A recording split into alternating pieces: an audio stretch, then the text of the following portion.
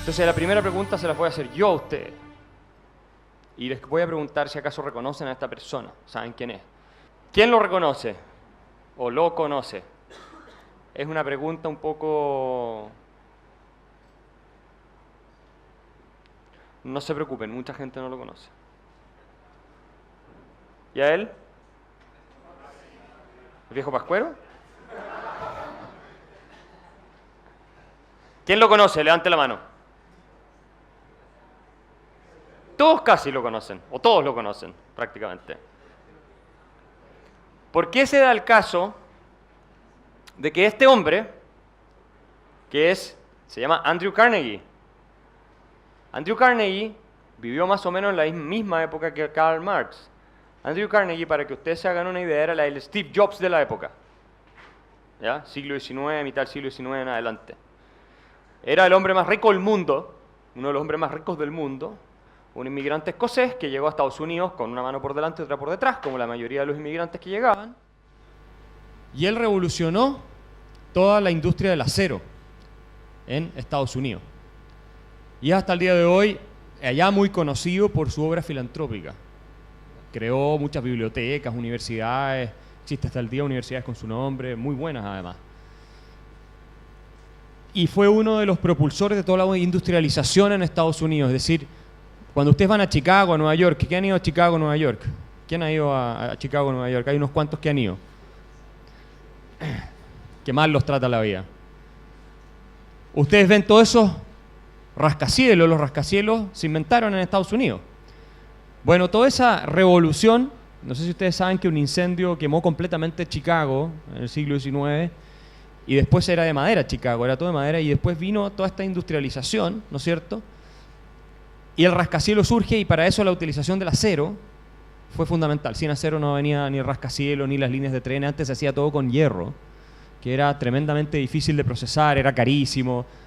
Y él, con ingenieros al que se trajo a Alemania, logró inventar fórmulas para abaratar muchísimo el precio de acero. En otras palabras, este fue un hombre que mejoró la calidad de vida a cientos de millones de personas en el mundo entero, con estos inventos, digamos, que participó activamente en el proceso de la industrialización. Es como decirles, de verdad, el Bill Gates o el Steve Jobs de hoy, que ustedes toman un iPhone o lo que sea, y todos ustedes se benefician de lo que ellos inventaron, ¿verdad? Y fue además, como les decía, un gran filántropo, o sea, una persona que donó gran parte de su fortuna. Y que al mismo tiempo creó, digamos, avances en ciencia, etc. Entonces, ¿por qué este hombre, que vivió más o menos en la misma época que no creó absolutamente nada? No lo digo yo, si leen una biografía. Lo único que hizo Marx fue escribir. Nada más. Nunca trabajó en su vida como en una empresa o en una fábrica. Nunca pisó una fábrica, de hecho. Él hablaba de los proletarios y todo, pero él mismo nunca estuvo con los proletarios. Él se casó con una noble alemana, una Jena von Westphalen, una aristócrata de familia no burguesa, sino que aristócrata directamente. Su padre era un abogado, ¿no es cierto?, judío, que le iba bien, un burgués, pero que se había convertido al protestantismo. Él era profundamente antisemita, además. Él tiene un ensayo sobre la cuestión judía donde dice que los judíos son lo peor que hay. Lo dice él, Marx, habiendo tenido un padre judío. ¿Por qué? Porque los consideraba como la máxima expresión del capitalismo financiero, ¿no? Los prestamistas, los que te cobran intereses, y él vivió endeudado toda su vida. Tuvo 5 hijos, algunos se le suicidaron, fue un padre que los dejó abandonados, los abandonó. Esto no lo estoy diciendo porque yo no tengo nada personal contra Marx, digamos. No lo tengo, se los prometo. Esto es una biografía, lean una biografía de él y se van a dar cuenta. Por otro lado, era un tipo brillante. Era un genio de las letras, una persona cultísima, que sabía mucho de filosofía, se describía a sí mismo como un ratón de biblioteca, sabía mucho de teoría económica, sabía mucho de muchas cosas, era un genio intelectual, ¿verdad? Y lo único que hizo en su vida este hombre fue escribir. Sus primeros escritos fueron poemas apocalípticos, del fin de la humanidad y todo, con mucha rabia. Era una persona que tenía mucha rabia como persona. Y luego fue desarrollándose a distintas etapas de su obra, no vamos a entrar en eso aquí, fue desarrollándose y escribió. Bueno, lo más famoso fue, ¿a quién le suena que haya escrito? Él lo escribió con Engels, el Manifiesto Comunista. ¿Quién ha leído el Manifiesto Comunista? ¿Tanta gente ha leído el Manifiesto Comunista? ¿O se están haciendo aquí los cultos? Bueno, el Manifiesto Comunista es la mejor introducción que puede haber al pensamiento marxista, ¿ya? Y no es muy largo, es bastante corto. Entonces, ¿por qué? Y mi pregunta para ustedes es, ¿por qué Andrew Carnegie, sí, es conocido, pero este tipo ya es ultra famoso? O sea, lo conocen igual que a Justin Bieber. Todo el mundo sabe quién es. ¿Por qué Andrew Carnegie pasa desapercibido en la historia? Ustedes no tienen idea quién es. Después de todos los aportes que él hizo a la humanidad. Y Marx, que lo único que hizo fue escribir, fomentar obviamente la lucha de clases y todo eso que es la esencia del marxismo. O sea, eliminar a gente como ustedes. Porque ustedes conocen la teoría marxista, ¿no? De la lucha de clases, y los burgueses van a ser reemplazados por el proletariado, pero el proletariado primero tiene que hacer la revolución armada para eliminar a la burguesía, instaurar una dictadura y a partir de ahí llegar a la sociedad ideal socialista. Todos ustedes son burgueses, se los tengo que decir por si acaso, ¿eh? Él también lo era, ¿eh? Por lo demás. Él no era una persona que venga del mundo proletario ni nada, pero la pregunta es ¿por qué? Entonces él pasa a ser tan famoso y Carnegie termina siendo no tan famoso o pasándolo al olvido en muchos casos. ¿Quién tiene una idea de por qué? Sí. También. Por ahí va. ¿Cómo? Hizo polémica. Ya, pero no sé, había la Mata Hari también hizo polémica y no se hizo tan famosa.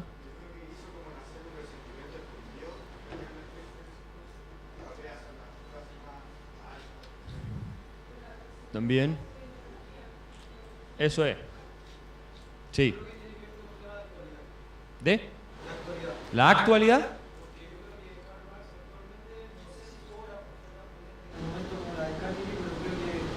La de Marx actualmente se está sacando mucho la competencia en la discusión política, así que... La última. Exacto. Lo dijeron ya como tres, como que se alinearon en la respuesta. La razón por la cual, me parece a mí, ¿no es cierto?, Marx termina siendo, lo estoy poniendo con alguien de su misma liga, pero del mundo empresarial, ¿no? O sea, Marx puede haber sido el gigante intelectual de su época en materia de teorías sociales, qué sé yo, y Carnegie en materia de innovación, tecnología, y había otros, no eran los únicos. Es que las ideas, al final, las ideologías, las ideas, trascienden más y tienen más poder para transformar la realidad que los intereses materiales o las cuestiones prácticas. Y al final, si ustedes piensan bien, ¿quién influyó más? Esto es debatible, pero ¿quién influyó más sobre la historia de la humanidad? ¿Carnegie o Marx? Y a mí no me cabe, por lo menos a mí, ninguna duda de que Marx y toda la gente asociada a él influyeron más en la historia de la humanidad que la Revolución Rusa, que la Revolución Cubana, que todas las revoluciones en todo el mundo, que la Unión Soviética, que la Guerra Fría, etc. En buena medida, no vamos a echarle toda la culpa a Marx, pero en buena medida influidos por lo que él pensó, que tampoco eran todas ideas originales, él rescató muchas cosas de pensadores anteriores. Pero eso es lo que les quiero transmitir, que finalmente no podemos hacer como que los profesores, los que escriben, los filósofos, todos ellos son irrelevantes. Porque este hombre ni siquiera podía subsistir pagándose las cuentas él mismo. Fue un mantenido de su amigo Engels, que era un industrial, también marxista, durante mucho tiempo. Y él, eso le permitió hacer su trabajo, ¿no?, revolucionario, en materia de ideas. Entonces, tengamos claro que los conceptos de las ideas y las ideologías tienen más impacto sobre la evolución, sobre la vida de ustedes, de verdad, de ustedes, que los intereses materiales, a la larga. O sea, cuando dicen, por ejemplo, en el caso de Chile, no, mira, si el sistema económico, esto lo decía la gente de derecha o los economistas, incluso de centro izquierda, toda la vida decían, no, en Chile como la gente va a los malls, nunca van a querer cambiar el sistema. Porque como van a comprar, no hay una tontería más grande que esa. La gente se mueve por mitos, se mueve por ideologías, se mueve por prejuicios, se mueve por ideas de lo que es correcto, de lo que no es correcto, etc. Y cuando esas ideas cambian, cambia la sociedad. Así de sencillo. Ideas de qué es lo justo. Por ejemplo, ¿cuántos aquí están en contra del aborto? Me refiero a la legalización, no que uno esté partidario de uno abortar, sino que la legalización. Una buena parte, súper legítimo. Lo normal, y en Chile todavía ha sido una discusión, ustedes lo han visto, no hay aborto libre en Chile, en otros países sí lo hay, es que cuando las ideas cambian de tal modo, puse un ejemplo polémico para ilustrar el punto, cuando las ideas cambian de tal modo que algo como el aborto, por ejemplo, pasa a ser aceptado por la mayoría ciudadana o por fuerzas de opinión muy influyentes, lo más probable es que creen ustedes, que la ley lo va a permitir o no lo va a permitir. Lo va a permitir, obvio. Si todo el mundo está en contra, es muy difícil que la ley lo termine permitiendo. ¿Se fijan? Por eso la pelea de las marchas y el movimiento y toda la cuestión. Son ideas. ¿Es justo o no es justo? ¿Es correcto, es moral, es ético o no es ético? Y esa es la discusión. Y eso se termina convirtiendo en una ley, en una institución específica. Lo mismo pasa con todo. O sea, si yo les pregunto a ustedes, ¿quién está a favor de la esclavitud? Todos van a decir, nadie, obviamente. Ninguno de nosotros es partidario de la esclavitud, ¿verdad? Pero si yo le hubiera preguntado hace 150 años en el sur de Estados Unidos, tal vez la mitad levanta la mano o más. ¿Por qué? Porque en esa época las ideas de moda eran otras. La concepción de lo bueno, de lo correcto, predominante no era necesariamente la de hoy. ¿Ah? Entonces, eso es lo que les quiero transmitir. Aquí varios pensadores, ¿no?, que están en esta lámina, que son distintas corrientes, ¿verdad? Milton Friedman, Keynes, Hayek, que eran rivales, ¿no? Eran rivales. Max Weber, Ludwig von Mises, Douglas North, son todos gigantes, o sea, realmente gente de primer nivel intelectual con una influencia impresionante durante el siglo XX. Y todos estaban de acuerdo en una cosa, que era que detrás de cómo las sociedades avanzan y hacia dónde van, de si vamos a tener empresas o no, o el Estado lo va a controlar todo, de si el Banco Central va a ser independiente o no va a ser independiente, de si va a haber aborto libre o no va a haber aborto libre, de si la educación va a ser gratis o no va a ser gratis. Detrás de todo eso, decían ellos, lo último que predomina son ideas. La forma en cómo vemos el mundo. Es súper más, o sea, la explicación es mucho más compleja, ¿no? Yo la estoy simplificando, por supuesto. Pero en términos sencillos, eso es lo que planteaban. ¿Ya? Entonces, este es el modelo muy básico. Yo esto lo he mostrado en muchas otras ocasiones, pero creo que es importante que ustedes lo vean.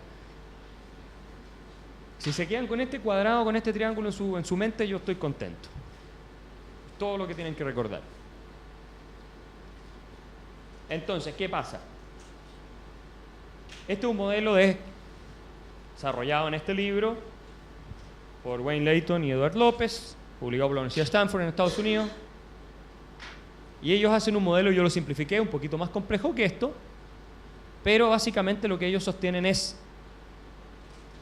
parten las ideas, los profesores, lo que ustedes le enseñan en el colegio, lo que sus papás le transmiten en la casa, lo que ven en los reality shows, todas esas cosas. Parten las ideas, siguen las instituciones. Es decir, lo que les contaba, es justo, por ejemplo, es justo que, como se plantea, haya gente que teniendo la capacidad de ir a la universidad no pueda porque tiene que pagarla, y la gente dice, no, no es justo. Entonces lo que hay que hacer es ver una solución a ese problema. Cuando no te importa ese problema, o no es tema de discusión, no va a haber una respuesta.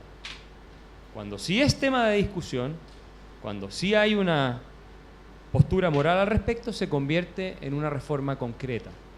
Y el gobierno de la presidenta Bachelet, por ejemplo, que originalmente ella personalmente pensaba que la educación no tenía que ser gratuita para todos, porque ahí está la otra pregunta: ¿es justo que alguien que puede pagar vaya gratis? Esa es la otra pregunta. Bueno, ella decía que no, después dijo que sí por la presión del movimiento estudiantil.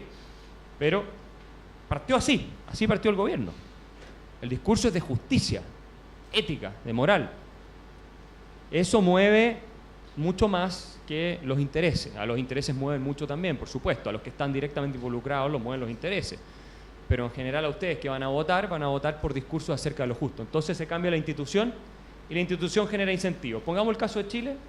En Chile el gobierno entra con una idea acerca de lo justo, dice no, necesitamos reforma educacional, educación gratis para todos. Nosotros le dijimos, no les va a alcanzar la plata, no importa, no nos creyeron. Después hicieron instituciones, la reforma tributaria. Esa es una institución, o sea, en el sentido formal cambiaron una ley, hicieron una reforma muy grande, muy compleja, ¿verdad? Con el fin de financiar, supuestamente, en parte importante, la reforma educacional. Incentivo. Fue tan mal hecha la reforma, yo creo que a esta altura nadie duda de eso, ni siquiera la misma presidenta, que el incentivo que puso fue a que tenemos los peores niveles de inversión de los últimos 40 años. No solo por la reforma, pero la reforma jugó una parte importante y en eso están casi todos los economistas, incluso la concertación, de acuerdo, de la desconcertación. Y los resultados, lo que les digo. Desempleo, el desempleo está subiendo, la economía no está creciendo y al final la gente más vulnerable se está quedando muchos sin trabajo y otros, no sé si ustedes usan Uber, pero cada vez hay más subgerentes y gente así manejando Uber. ¿Ya? Entonces, yo no estoy hablando de una posición política aquí, yo estoy haciendo un análisis bastante objetivo de lo que pasó. Es más, ustedes pueden ver mis intervenciones antes que hicieran todo esto y fui uno de los que dijo que iba a ser un desastre en materia de crecimiento económico, un desastre en materia de inversión, un desastre en materia también de desigualdad, porque resulta que, ¿qué pasa? Cuando ustedes destruyen una economía, cuando el papá de ustedes pierde el trabajo, cuando el hermano de ustedes pierde el trabajo, porque la gente se lleva la plata para afuera, ¿estamos aumentando la desigualdad o la estamos disminuyendo? La estamos aumentando, obviamente. Si yo no tengo trabajo, no tengo ingreso. Si no tengo ingreso, caigo en un circuito, ¿no es cierto?, de mayor desigualdad porque soy más pobre que antes, respecto de los que sí tienen trabajo, ¿verdad? Tengo menos posibilidad de pagarle una educación a mis hijos. Entonces, esto no significa, en teoría abstracta, que la idea de Bachelet haya sido mala. Yo creo que era mala, obvio, porque creo que los recursos son escasos y hay que focalizarlos en los que más lo necesitan. Eso es lo que pienso yo. El gobierno pensaba que no, que los recursos son infinitos, nunca se acaban y hay que distribuirlos para todo el mundo. Bueno, ¿qué pasó? Que hicieron la reforma educacional, de educación superior, ahora dicen que no, es que vamos a financiar educación gratis a la medida en que el crecimiento económico lo permita. Oh, gracias por habernos escuchado desde el minuto 1. Me da un poco rabia porque yo he estado discutiendo con esta gente durante años y al final, como les digo, el costo no lo pago yo. El costo no lo pagan tal vez ustedes, aunque si el desastre llega a ser más grande, sí lo vamos a pagar nosotros. Pero el costo lo paga la gente con menos oportunidades. Esa es la verdad. Y puedo en eso citar muchas estadísticas. Entonces este es el orden. Ideas, instituciones, incentivos, resultados. Ejemplo, acá ¿cuántos van al colegio? O a la universidad es lo mismo al final. Así que, supongamos que yo les digo, voy a hacer una política igualitarista de distribución de resultados en el colegio. Porque me parece injusto en las clases de inglés del colegio. Me parece injusto que los papás de ustedes que hablan inglés les puedan transferir la ventaja a ustedes, a sus hijos, ¿no es cierto?, de hablar inglés. Versus los compañeros de ustedes, cuyos padres no hablan inglés y por tanto tienen una desventaja cuando llegan al curso de inglés. Evidente, tienen una desventaja. Entonces eso es desigualdad de oportunidades, ¿verdad? Viene desde la casa. ¿Cómo voy a corregir yo esa desigualdad de oportunidades? Qué injusto. Ustedes vienen ya, es como suelen decir, ¿ah? Yo parto la carrera, no la parto en la línea de aquí como todos, yo la parto aquí. Yo hablo inglés, yo parto aquí, tú partes ahí. ¿Verdad? Obvio, si ya vienen hablando inglés de la casa. Yo digo, no, a ustedes, los que hablan inglés, como obviamente les va a ir mejor en las pruebas y todo, les voy a quitar un 20% de su nota para redistribuirlo entre los que no hablan inglés. Porque justo, porque con eso corregimos la desigualdad de inicio. Entonces tú te sacaste un 7, tus papás hablan inglés, bueno, te voy a dejar con un 6. Tú te sacaste un 5 o un 4, digamos, porque tus papás no hablan inglés y te cuesta más, te subo a 5. O te subo a 6 y te dejo igual. Pero profesor, eso es injusto. ¿Pero cómo es injusto? No es justo acá. Lo injusto es que tú tengas una ventaja que él no tenía. ¿Verdad? Esta es una teoría de justicia que yo estoy aplicando en un ejemplo de laboratorio. Veo a algunos así como diciendo en realidad es lógico lo que está diciendo. Pero intuitivamente me suena que está mal. Aunque no sabría qué decir para contestarle. Eso es una idea de justicia. Es una teoría de justicia. Si yo aplico la fórmula de redistribuir nota, se sigue de esa idea de justicia. ¿El incentivo cuál va a ser? ¿Qué va a pasar contigo? Entonces yo me saco buenas notas, me saco un 7, y resulta que no me quedo con el 7, me quedo con un 6 o con un 5.5, porque el otro se lo van a dar a mi compañero, que se saca peores notas. ¿Cuál va a ser el incentivo para ti y cuál va a ser el incentivo para tu compañero? ¿Tú vas a tener el mismo incentivo de seguir sacándote buenas notas?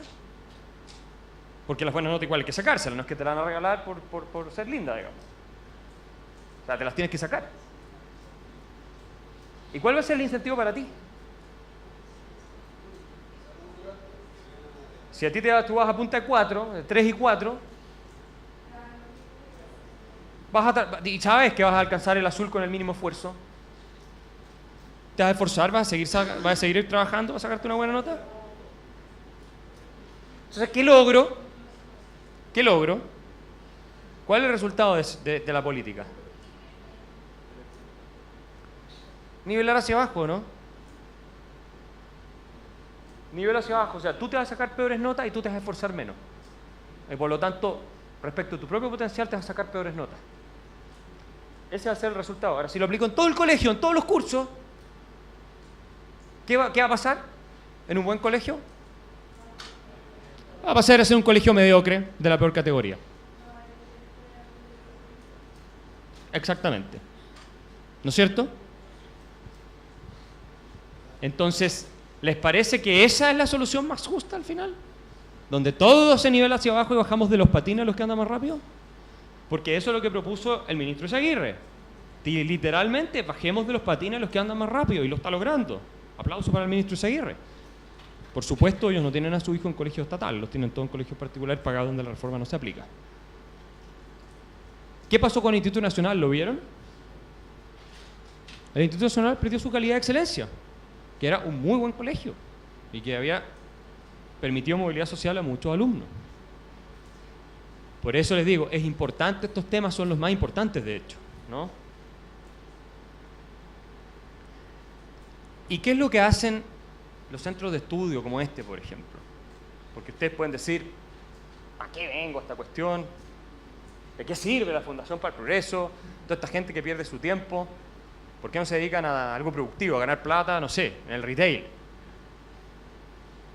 Bueno, precisamente porque hay gente que ve este valor, la importancia de lo que son las ideas y las teorías de justicia, ¿no es cierto? Y entienden esto, por ejemplo. Esto es Milton Friedman y Rose Friedman. Él fue el premio Nobel de Economía, esta es su mujer, que era una economista también de primer nivel. Y entienden esto, un cambio mayor en la política social y económica, eso es lo que nos afecta a todos, es precedido por un cambio en el clima de opinión intelectual. O sea, de lo que se discute, de lo que se dice, en los medios, en todos lados. Después de un lapso, a veces décadas, una corriente intelectual se esparce, primero gradualmente y luego más rápido en el público, y a través de la presión que éste ejerce sobre el gobierno afectará el curso de la política social y económica. O sea, en pocas palabras, el tipo de país en el que ustedes van a vivir, si viven en Venezuela, no sé, ¿han visto los reportajes sobre Venezuela? Bueno, es el país... Hoy día en Venezuela se vive peor que en Haití. A la gente se está muriendo de hambre. Aquí tenemos 2 venezolanos que les pueden preguntar. 2 se mueren de hambre, literalmente. No es un decir. O sea, están muriendo de hambre en las calles, comiendo los basurales. Las guaguas se están muriendo porque no hay fórmula, no hay leche para las guaguas, no hay nada. Bueno, si ustedes viven en ese país, que es el con menos libertad económica en el mundo, uno de los con menos libertad económica en el mundo, o viven en este, que es, según lo que se dice en todos los medios, el peor país del planeta, por los que admiran a Venezuela, que es una cosa bien curiosa, eso tiene que ver con esto, el clima de opinión intelectual, lo que la gente dice cuando a ti te dicen, por ejemplo, Chile es un país injusto, desigual, donde la meritocracia no funciona, donde la gente casi que tiene una lógica aristocrática y ni una posibilidad de salir adelante. Cuando les dicen eso, cuando dicen que las AFP son un robo, cuando les dicen todas esas cosas, lo que se está transmitiendo es un mensaje moral de este sistema está mal y hay que cambiarlo. Algunos no saben bien por qué lo vamos a cambiar, otros te dicen derechamente un sistema estatal, que el Estado controle todo. Te lo dicen. O sea, Luis Mesina y esa gente quiere el sistema de reparto. Podemos entrar después a discutir. ¿Y qué ocurre con la generación de ustedes, por ejemplo, los millennials? Es que ustedes se informan en Twitter. No ustedes tal vez, pero digo la generación. Se informan en Twitter, no leen. Entonces ven un tweet de la Fundación Sol o alguna institución así y se lo compran y se indignan. ¿Por qué? Porque esos tweets están diseñados para transmitir un mensaje moral de indignación. Y seguramente van a sacar un tweet el 1 de enero o el 2 de enero a las 6 de la tarde diciendo a esta hora el gerente general de Copec ya ganó lo que gana el chileno con salario mínimo durante todo un año. Y lo hacen, ¿ah? Yo lo veo, lo hacen. Ahora, ¿ustedes creen que esa es la argumentación racional, reflexiva que se necesita para ser responsable en las reformas que hay que hacer? Porque no se trata de negar que hay problemas. Ojo, hay que reconocer que hay problemas. Pero ¿cómo los vamos a resolver? Indignándonos moralmente, saliendo a marchar a las calles, que te pregunten, oye, ¿tú sabes lo que la tasa reemplaza una AFP y tú estás con un letrero no más AFP? No tengo idea, pero no más AFP. Pero si esa es la realidad. Si salió la encuesta, hace tiempo atrás, salió una encuesta, no sé si era la Academia o cuál, donde le preguntaban a la gente ni siquiera sabía para dónde iba el fondo que ellos estaban cotizando. Pensaban que o se lo quedaba el Estado o se lo quedaba la AFP. O sea, más desinformado imposible. ¿Y qué pasa? Si efectivamente, y esperemos no ocurra, pero ¿qué pasa si efectivamente el día de mañana se cambia el sistema, volvemos al reparto? Se roban los fondos de la AFP, que es una tentación muy grande. ¿Ustedes saben cuánta plata hay? 170.000 millones de dólares, que es casi un 80% del producto. Es uno de los países con el sector de AFP más desarrollado. Y todo el mercado de capitales que hay en Chile está vinculado al sistema de AFP. Por lo tanto, todo lo que es la inversión, infraestructura, todos los inmuebles, los créditos hipotecarios de los papás de usted, etcétera, etcétera, todo eso entra en problemas graves. Esto no lo voy a pasar, voy a ir terminando con esto. Este señor, ¿quién lo reconoce? Sí, un economista francés. ¿Cómo se llama? ¿Cómo? ¿Paquetti? ¿Piketty? Thomas Piketty. Escribió este libro, que es así un ladrillazo. Yo creo que ni él se lo leyó. ¿Y qué dice en el libro?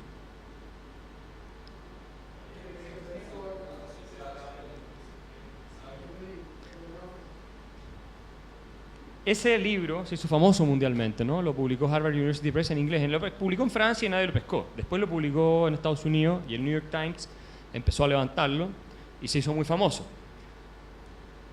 Bueno, desató un debate mundial en torno a la desigualdad, el capitalismo, etcétera, que ya venía, pero él lo exacerbó, donde él sostiene, bueno, lo voy a plantear en términos muy simples para no entrar en toda la discusión, porque me queda poco tiempo, pero él sostiene básicamente que el capitalismo siempre va a enriquecer a los dueños del capital financiero, mientras los otros van a ir relativamente siendo más pobres, y al final se va a concentrar tanto que el sistema mismo se va a autodestruir, poco menos.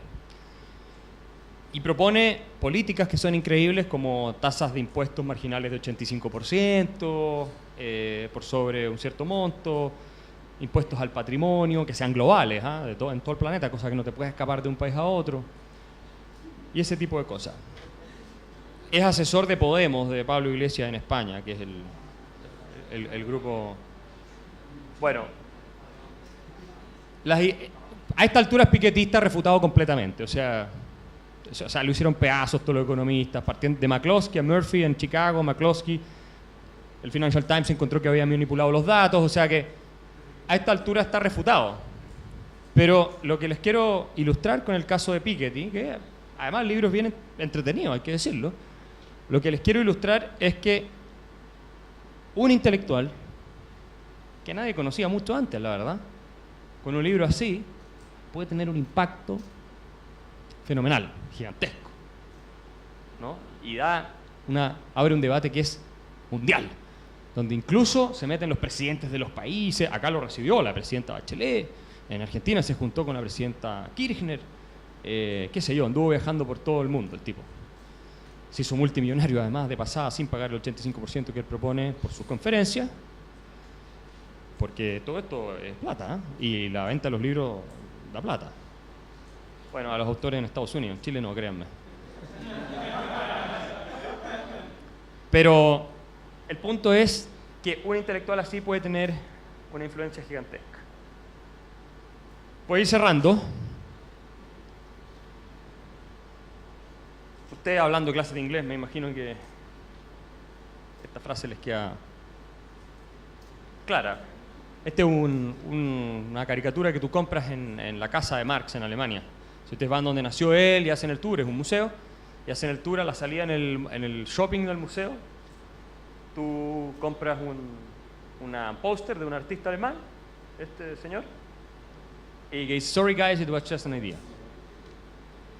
Que a mi juicio refleja, y nosotros lo tenemos colgando ahí en el salón principal, no sé si lo han visto, a mi juicio refleja lo que yo le estoy intentando transmitir. It was just an idea, fue solo una idea. O sea, el marxismo fue solo una idea.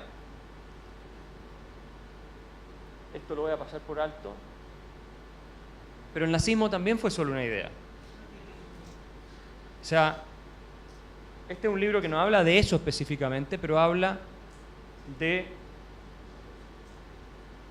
el caso de Alemania como potencia mundial y como una de las culturas que más definió el mundo moderno.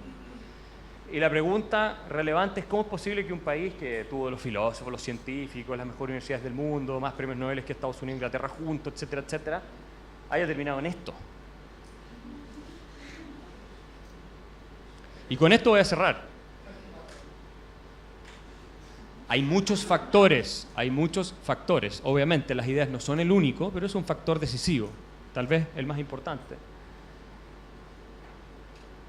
Esta es una foto que se hizo famosa en el mundo entero. Esta es gente común y corriente, en una congregación donde estaba hablando, ¿no es cierto?, Hitler. Y el nacionalsocialismo se había puesto de moda. Había un contexto de dificultad económico durísimo, ¿verdad?, de humillación y etcétera, y se había puesto de moda como idea de un movimiento populista que iba a reivindicar la dignidad y el bienestar de las masas, ¿no es cierto?, frente a explotadores, porque siempre es así. Todos los movimientos populistas acusan a un grupito de ser los explotadores, siempre, ¿no? La lucha de clase en el nazismo es igual que en el marxismo, lo único que es otro grupo. Listo. ¿Dónde habrían estado ustedes aquí? A todos les gustaría pensar que habrían estado ahí. Bueno, yo les voy a decir una cosa. El poder de las ideas es tan gigantesco que pueden producir hasta infección psíquica. Cuando ciertas ideas se ponen de moda, Carl Jung, por ejemplo, un famoso psiquiatra suizo, psiquiatra habla de esto. Cuando las ideas se ponen de moda, y ustedes se van a dar cuenta, es muy difícil ir contra la corriente. El ser humano no se atreve, en general. Tiene un instinto, una inclinación a sumarse a lo que el grupo considera que es lo bueno. Y si el grupo opina de una manera, entonces no voy contra el grupo. Hay experimentos donde se ha hecho este test. Y contra su propio juicio, la gente termina sumándose a lo que dice la mayoría. Y eso es muy relevante, porque hay un punto de no retorno, donde una cierta teoría toma tanto vuelo, tanto respaldo popular, que es entonces cuando se genera la revolución, se genera, no sé, o la guerra civil, lo que ustedes quieran. Y los que marcan la diferencia para evitar que las sociedades se terminen destruyendo y para hacerle resistencia a ideas que son desquiciadas, son este tipo de personas. Y este cuadro, esta foto, lo que refleja realmente es una voluntad de carácter que es muy poco común, pero que finalmente es la única esperanza de que este tipo de regímenes, de ideas, de ideologías, no termine por destruir las sociedades. Ustedes deciden si quieren estar aquí o quieren estar aquí. Mucho más fácil es estar acá.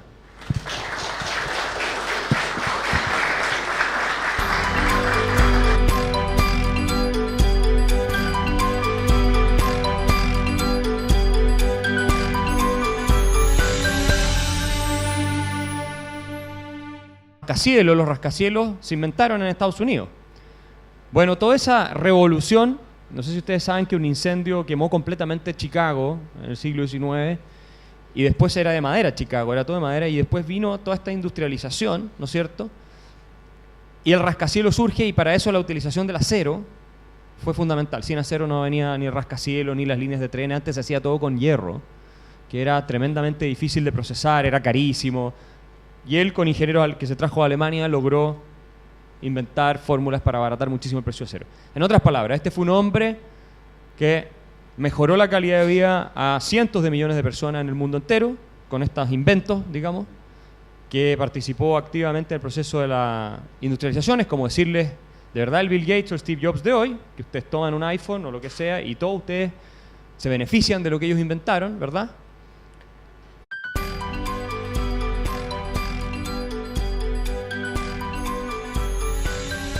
Entonces la primera pregunta se la voy a hacer yo a ustedes. Y les voy a preguntar si acaso reconocen a esta persona. ¿Saben quién es? ¿Quién lo reconoce? ¿O lo conoce? Es una pregunta un poco... No se preocupen, mucha gente no lo conoce. ¿Y a él? ¿El viejo Pascuero? ¿Quién lo conoce? Levante la mano. Todos casi lo conocen, o todos lo conocen, prácticamente. ¿Por qué se da el caso de que este hombre, se llama Andrew Carnegie vivió más o menos en la misma época que convirtió al protestantismo? Él era profundamente antisemita, además. Él tiene un ensayo sobre la cuestión judía donde dice que los judíos son lo peor que hay.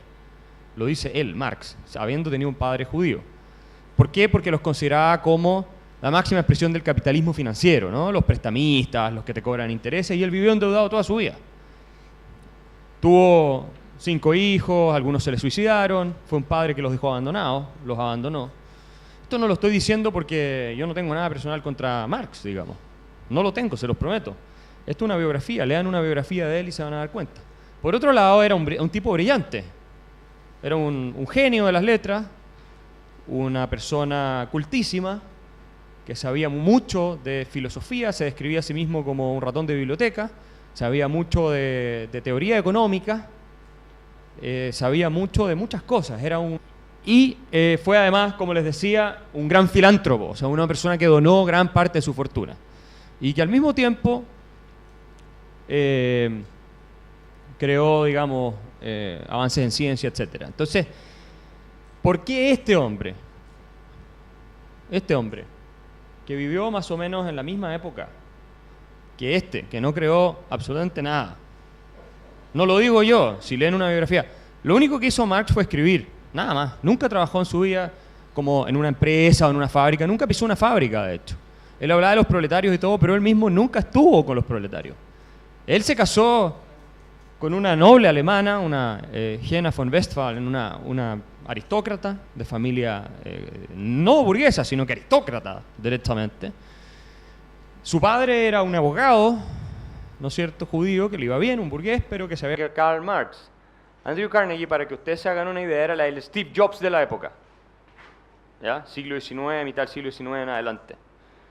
Era el hombre más rico del mundo, uno de los hombres más ricos del mundo, un inmigrante escocés que llegó a Estados Unidos con una mano por delante y otra por detrás, como la mayoría de los inmigrantes que llegaban. Y él revolucionó toda la industria del acero en Estados Unidos. Y hasta el día de hoy, allá muy conocido por su obra filantrópica. Creó muchas bibliotecas, universidades, existe hasta el día universidades con su nombre, muy buenas además. Y fue uno de los propulsores de toda la industrialización en Estados Unidos. Es decir, cuando ustedes van a Chicago, a Nueva York, ¿quién ha ido a Chicago, Nueva York? ¿Quién ha ido a Chicago, Nueva York? Hay unos cuantos que han ido. Qué mal los trata la vida. Ustedes ven todo eso